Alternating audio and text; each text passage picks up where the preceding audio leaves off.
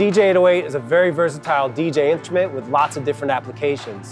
So next up, we're going to discuss a somewhat contentious topic, sync.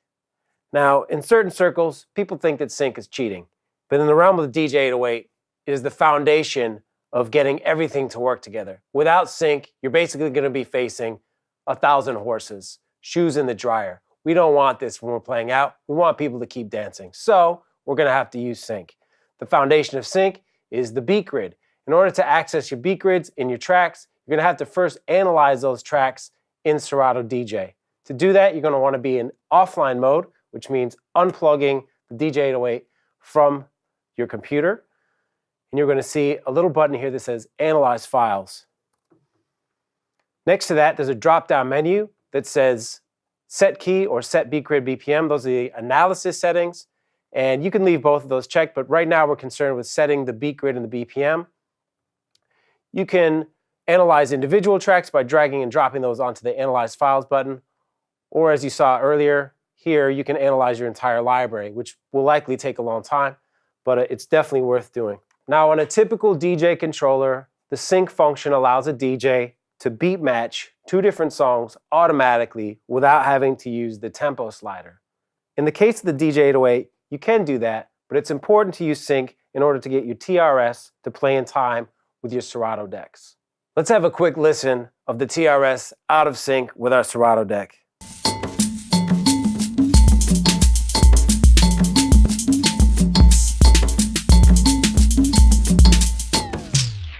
A hot mess. The beats don't line up. It doesn't sound very good.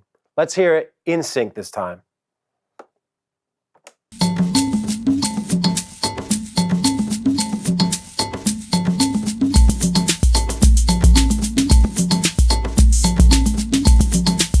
Now if I speed one device up, the other will follow.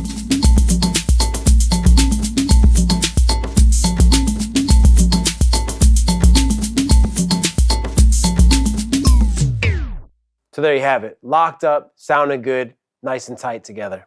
How do you make sure that the sync is actually going to work in Serato with the DJ-808? Well, there's a little bit of prep work you have to do beforehand, and that involves analyzing your tracks and setting the beat grid.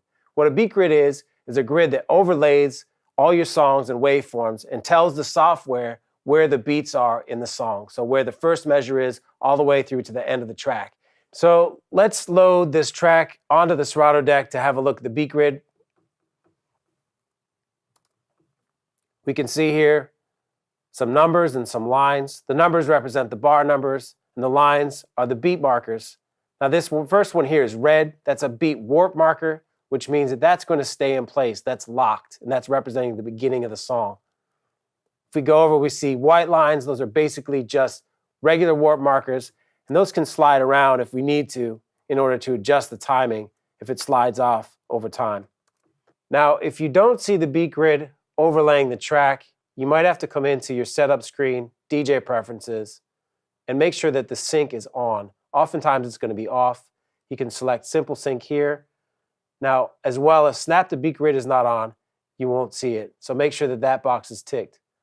Now, very briefly, there's two different sync modes, simple sync and smart sync. Simple sync aligns the transients and matches the beats per minute. With smart sync, it'll actually line up the beat grids.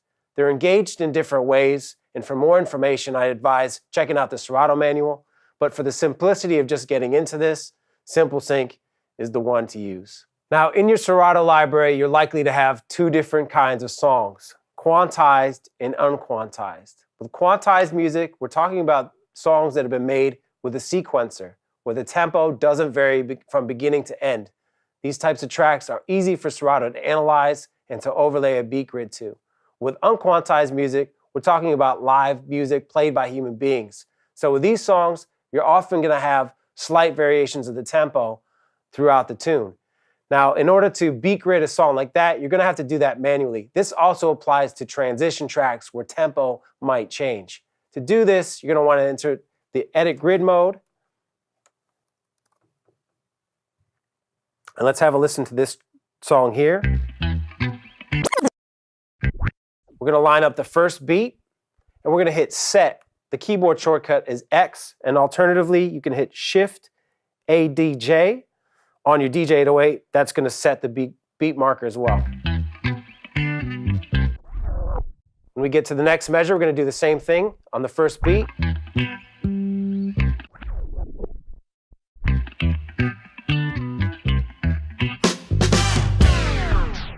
Now you could do that for the whole song, or you could just focus on a particular portion of the song that you know you want to use, like the break.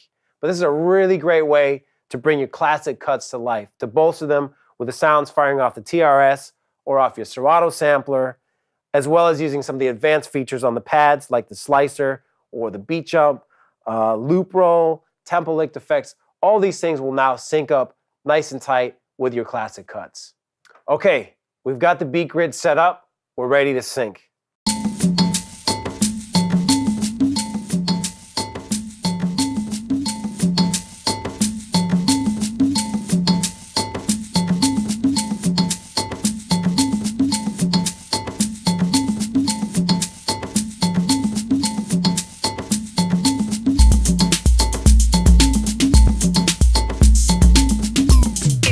Reverse that process if you want to sync the TRS tempo to the Serato deck.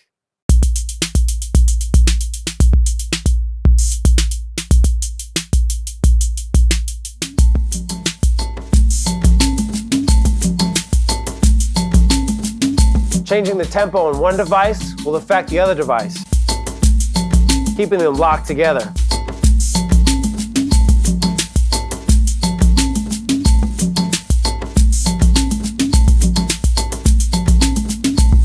You can also change the tempo range by holding Shift, pressing down or up in the key sync part right here. From ±8 all the way to ±50.